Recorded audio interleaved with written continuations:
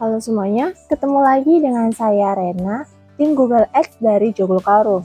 Di video sebelumnya, saya sudah menjelaskan mengenai bagaimana cara saya melakukan setting iklan penelusuran Google. Pada video strategi digital marketing untuk bisnis konveksi part 10 kali ini, saya akan menjelaskan mengenai bagaimana cara saya melakukan evaluasi dan juga analisa data iklan yang sudah saya dapatkan, baik iklan penelusuran Google maupun iklan Performance Max. Perlu diperhatikan lagi bahwa kali ini saya akan menjelaskan full mengenai cara atau logika berpikir dari data analis. Jadi diharapkan teman-teman tidak hanya berfokus kepada dashboard saja, tetapi juga berfokus ke bagaimana cara saya berpikir.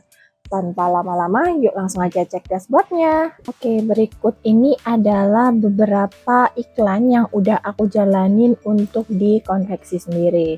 Untuk cara aku membaca, ini kita juga bisa kasih beberapa kolom-kolom lain ya teman-teman ya. Teman-teman juga bisa menambahkan kolom-kolom penting lain seperti skor dari kata kunci atau lain sebagainya. Oke, kita langsung aja melakukan analisa untuk iklan yang sudah dijalankan, baik Performance Max ataupun iklan penelusuran. Di sini aku kasih bedanya ya teman-teman ya, aku kasih tanda untuk Performance Max yang mana dan juga untuk yang iklan penelusuran yang mana. Kalau untuk traffic atau TRF ini berarti aku pakainya iklan penelusuran. Kalau ada tulisan lead Max berarti itu aku pakai Performance Max. Nah, di sini kita akan melakukan analisanya. Nah, di sini juga ada tulisannya jenis kampanyenya apa. Di sini ada interaksinya, biaya rata-ratanya berapa, terus biayanya berapa, kliknya berapa, CTR-nya berapa, tayangannya berapa, dan CPC rata-ratanya berapa. Nah, untuk semuanya ini strategi bidding yang aku pakai itu CPC-nya yang ditentuin ya, CPC enchanted. Gak ikut yang maximization click atau maximization conversion. Aku pakainya yang CPC manual. Iklan ini sendiri kemarin sempat ada beberapa trouble jelas ya, karena memang nggak mungkin nggak ada trouble kalau kita lagi ngiklan. Trouble yang pertama yang aku alami untuk iklannya ini kemarin, aku harus nunggu 4 hari untuk learning. Itulah kenapa akhirnya aku rubah strateginya dari maximization konversi ke CPC manual. Nah, oke, kita langsung aja. Di sini budget awal kemarin itu sebenarnya aku budget cuma 25.000 per harinya. Nah, terus habis itu karena datanya aku rasa bagus, kecepatan nambah datanya ya teman-teman ya. Dan untuk tujuan dari iklanku ini sendiri adalah untuk membangun branding dan juga mencari target-target potensial yang ada di Google. Karena logikanya adalah orang-orang yang memang membutuhkan atau orang-orang yang memang sedang serius mencari konveksi pasti akan carinya di Google dulu. Setelah nemu di Google, biasanya mereka akan scroll-scroll di sosial media atau di YouTube.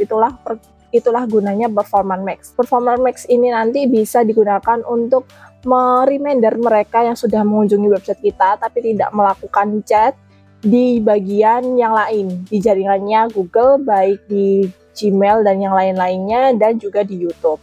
Nanti orang-orang yang sudah klik di iklan konveksi traffic ini akan terekam datanya.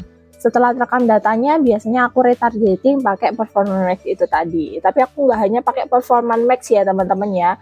Iklanku ini juga iklanku juga disupport pakai Meta Ads. Jadi kita melakukan integrasi antara database, ada tim database, ada Google Ads aku, dan juga ada tim Meta Ads. Jadi ada 3 tim yang terlibat dalam konveksi ini. Terus setelah selesai alur iklan tadi akan diolah sama tim CS. Oke, untuk jenis kampanye penelusuran yang konveksi traffic 19 November. Budgetnya 60.000, kliknya 83, biaya rata-ratanya 3.000 dan biaya totalnya 301, CTR-nya 10,71%, tayangannya 775. Dapetin tayangan iklan aku itu sebanyak 775 dan yang klik itu ada 83 orang. 10,71% orang yang akhirnya masuk ke landing page yang aku iklankan. Setelah klik, apakah di sini orangnya masuk ke WA, beberapa memang masuk ke WA, tapi karena kembali lagi tujuan di sini kita dalam mengumpulkan data-data orang-orang yang potensial, jadi untuk Google Ads sendiri itu tidak difokuskan tapi Google Ads itu tidak difokuskan untuk mencari lead-nya saja, tapi juga membangun trust dari calon customer kita. Apakah iklan ini baik? Jika dari data, iklan ini bisa disebut baik. Tapi bagaimana kita tahu iklan kita itu baik atau tidak? Kita bisa lihat selain dari data, kita juga bisa sinkronisasi dengan CS. Semisal CS laporan kepada kita bahwa ada lead dengan greeting tertentu.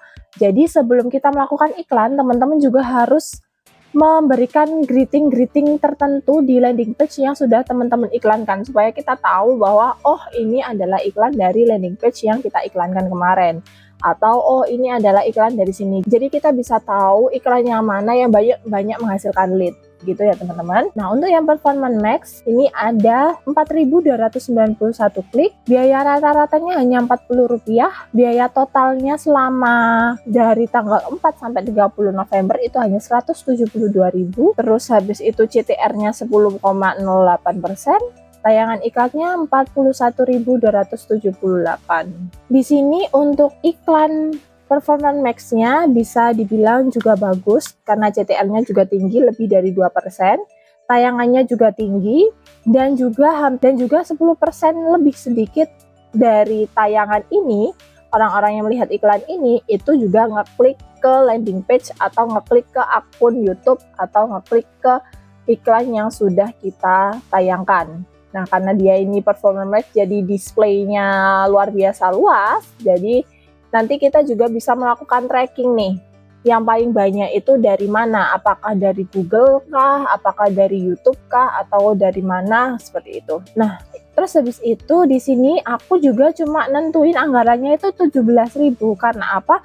Karena aku nggak mau sampai iklan performance maxku itu tidak berdampak apapun kepada iklan-iklanku yang lain. Nah, ini kita melakukan yang namanya A/B testing ya teman-teman ya. Aku jalannya itu nggak cuma satu iklan, tapi aku kalau jalan iklan itu selalu 4 iklan. 2 untuk yang iklan penelusuran dan 2 untuk iklan performance max. Supaya aku tahu dari kedua iklan yang aku setting ini mana yang paling menjanjikan atau mana yang paling menghasilkan banyak lead atau mana yang paling menghasilkan banyak konversi gitu ya teman-teman ya. Sekali lagi karena di sini tujuan aku adalah untuk trust dan untuk mencari database, jadi di sini aku tidak memfokuskan untuk selling, tapi aku tetap mengusahakan kalau di Google Ads juga tetap ada beberapa lead. Dan alhamdulillah kemarin dari iklan aku juga lead-leadnya ternyata matang. Yang dari Google Ads sendiri ada, yang akhirnya datanya dipakai sama Meta juga ada. Jadi lead-leadnya yang masuk itu juga matang. Saat kita melakukan evaluasi, kita perlu memperhatikan CPC-nya juga. Apakah CPC-nya itu atau cost per kliknya itu terlalu tinggi atau tidak. Jika terlalu tinggi dan tidak mendapatkan konversi apapun, maka bisa dikatakan kata kunci yang teman-teman mainkan itu kurang potensial. Selain kita membaca data milik kita sendiri, kita juga harus melakukan yang namanya cross-check kepada benchmark kita. Semisal kita mempunyai kompetitor, kita juga harus melihat iklan-iklan dari kompetitor. Kira-kira iklan kompetitor seperti apa dan iklan kita seperti apa? Apakah iklan dari kompetitor lebih baik daripada iklan kita atau tidak? Nah, caranya kita tahu lebih baik atau tidak di tools Google Ads. Setiap kali kita melakukan iklan pasti ada yang namanya analisis lelang.